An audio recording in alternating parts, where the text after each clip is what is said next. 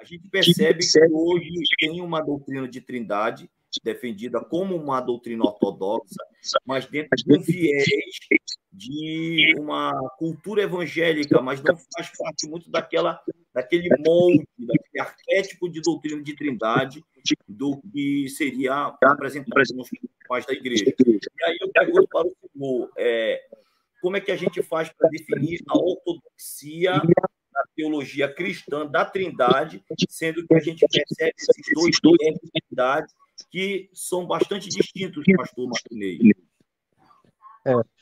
Eu primeiro precisaria que você explicasse para o espectador, para que eu também pudesse entender, qual é esse viés da trindade. Você está falando dos adventistas? Você está falando de quem? Porque é meio complicado aí a colocação que o pastor fez. Nós precisamos entender que trindade é essa que você colocou. O que eu sei é que nós temos conceitos equivocados sobre a doutrina da trindade. E quando você se equivoca sobre a doutrina trinitariana, ou você vai cair no triteísmo, ou você vai cair no arianismo, ou você vai cair no sabelianismo. Então não existe uma doutrina da trindade mais ou menos, ou é ou não é. Sim. Está entendendo? Então, eu acho que é preciso explicar isso aí. Então, quando você erra num ponto do alvo da doutrina trinitária, você virou ariano, ou você virou triteísta, ou você virou sabeliano. E aí, para as pessoas entenderem, a igreja Tabernáculo da Fé é uma igreja triteísta, por exemplo. Depois nós temos as Testemunhas de Jeová, que são os arianos, e aí Jesus é um Deus menor, de categoria inferior ao Pai, é Deus, mas é inferior. Um demiurgo, então, né? Um demiurgo. Na verdade, quando você cita o demiurgo, você está indo lá para o estoicismo. Aí você está indo para a gnose, para a seita Jeová, falso Deus, que temos hoje, principalmente aqui no Brasil. Então, aí tem o sabelianismo. O que é o sabelianismo? Exemplo, Igreja Voz da Verdade, que aí nós teríamos apenas uma pessoa na divindade fazendo papéis diferentes. Então, aí é o que nós chamamos de máscaras. Então, Jesus seria... o Pai seria uma máscara de Deus, o Filho seria outra máscara e o Espírito Santo seria uma outra máscara. Mas tudo seria Jesus. O Carlos Moisés, do Voz da Verdade, até fez um hino chamado Tudo é Jesus, aonde ele tenta falar isso. Quando você sai disso, então você está na trindade bíblica.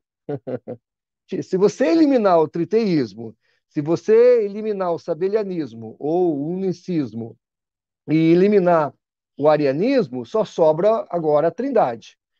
Então agora nós temos a doutrina da trindade.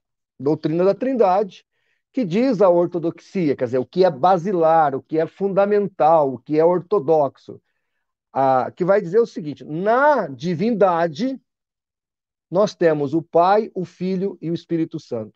Distintas as pessoas, mas unida na divindade.